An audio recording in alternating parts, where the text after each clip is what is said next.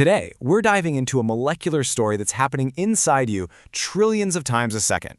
It's the incredible story of how the permanent master plan in your cells gets turned into a temporary working message.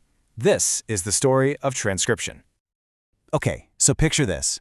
Deep inside the nucleus of pretty much every one of your cells is your DNA. It's the master blueprint for you. But here's the thing. That blueprint is way too valuable to ever leave the safety of the nucleus, the cellular head office.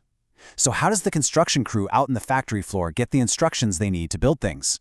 That is the big question we're going to tackle. And the solution? It's just so brilliant. The cell doesn't risk sending out the original blueprint. No way! Instead, it makes a quick, temporary, and honestly, disposable copy of just the gene it needs right now. This copy can then leave the nucleus, deliver its message, and once the job is done, it gets recycled. This molecular photocopy is called RNA. And the process of making that RNA copy, that is what we call transcription. It's the absolute first critical step in the flow of genetic information, DNA to RNA, and then RNA to protein. We're zeroing in on that first crucial handoff. So what really separates the RNA copy from the DNA blueprint? Well, there are a few key differences you can see here. DNA is a stable double helix, perfect for storing information for, a lifetime. RNA, on the other hand, is usually single-stranded. Its sugar makes it less stable, and it even uses a different base, uracil instead of thymine. Now, you might hear less stable and think that's a bad thing, right? But it's actually a feature, not a bug. You want the message to be temporary. It gives the cell incredible control over which instructions are active at any given moment. Of course, to make a copy, you need a copy machine. And in the world of the cell, that machine is one of the most amazing enzymes around. So let's meet the hero of our story, a molecular machine called RNA polymerase. Now, you've probably heard of DNA polymerase, the enzyme that has the huge job of copying the entire genome when a cell divides. But RNA polymerase, it's a different beast altogether. It doesn't need another enzyme to get it started. It can just jump right in and start copying from scratch. It's selective too, only copying specific genes that are needed. And get this, it's an all-in-one tool.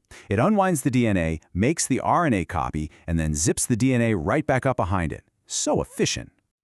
So, how does this incredible machine actually work? Well, the whole process is really elegant, and we can break it down into three basic stages: initiation, elongation, and termination.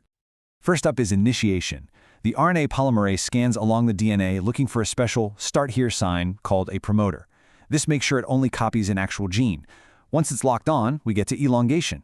The polymerase just chugs along the DNA strand, reading the code and building a matching strand of RNA. And finally, termination. The polymerase hits a stop sign sequence in the DNA, and that's its cue that the job's done. It lets go of the DNA and releases its brand new RNA message into the cell. Now, for simple organisms like bacteria, that new RNA is pretty much ready to go. But in complex life, like us, there's a huge plot twist. That initial copy isn't the final message. Nope, it's just a rough draft, what we call a pre-mRNA, and it has to go through some serious editing before it's ready for prime time. And here's why. It turns out that our genes are, they're interrupted. The parts with the actual instructions, called exons, are separated by these long non-coding stretches called introns. Just think of it like a recipe where after every single step, there's a paragraph of random, unrelated text. Before you can actually use the recipe, you've got to go through and cut out all that junk.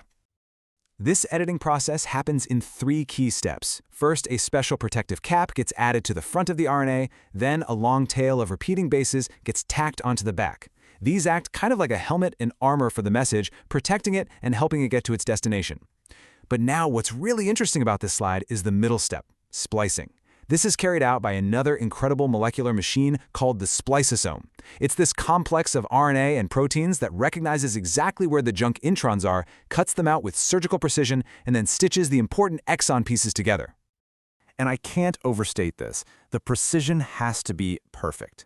If the spliceosome is off by even a single letter, a single base, the entire message from that point on gets scrambled. It would lead to a completely useless protein. The accuracy here is just mind-boggling. So why, right? Why all this complexity? Why have these introns in the first place if you're just going to spend all this energy cutting them out?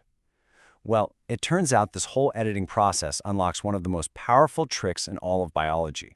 It lets a single gene create many different proteins. This amazing idea is called alternative splicing. It means that depending on what a cell needs, the spliceosome can be told to stitch the exons together in different combinations. Think of it like a movie director with a bunch of raw footage. From that same footage, you could edit together the theatrical cut, a shorter TV version, or maybe a longer director's cut, all by choosing which scenes, or in our case, which exons, to keep in the final product. Let's look at a real example because this is just so cool. There's a single gene that, in your thyroid gland, gets processed to include all its exons. This makes a protein called calcitonin, which helps regulate your blood calcium. But in your brain, that exact same pre-mRNA gets spliced differently. One of the exons is skipped, treated like an intron. The result? A totally different protein called CGRP, which is involved in things like migraines. One gene, one rough draft, but two completely different final messages. And this isn't some weird exception to the rule. Not at all. It's estimated that a staggering 95% of our genes that have multiple exons undergo alternative splicing. This is how our bodies can be so incredibly complex with only around 20,000 genes. It's not about the number of blueprints we have, it's all about the incredible creative power of the edit. So you see, transcription is so much more than just making a copy. It's this dynamic, highly controlled process of creating and then editing a message. It allows for just an incredible amount of complexity and flexibility from a compact genome. It really makes you wonder, if one gene can create so many different messages, what other secrets are hiding in the art of the cellular edit?